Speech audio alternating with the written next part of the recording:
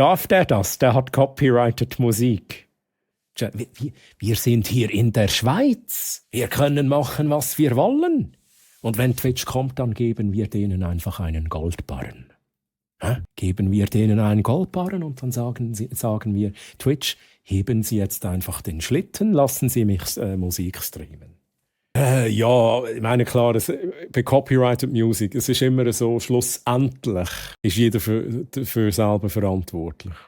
Es ist wie so, das ist ja auch früher ein Thema gewesen, vor allem, also früher bei mir, wo ich noch nicht im VOD das ausblendet habe, sondern einfach normal Musik gelassen habe. Dann war es auf dem VOD gewesen. Genau. Jeder steht dazu, was er macht. Genau. Und dort habe ich mir auch so einmal so überlegt, ja, come on, aber die Grossen machen das, also die Grossen. Ja, so, ich habe vor allem so mittelgrosse Streamer immer geschaut, so, die machen ja das auch alle.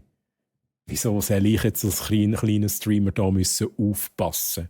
Aber schlussendlich ist man halt wirklich auch selber dafür verantwortlich.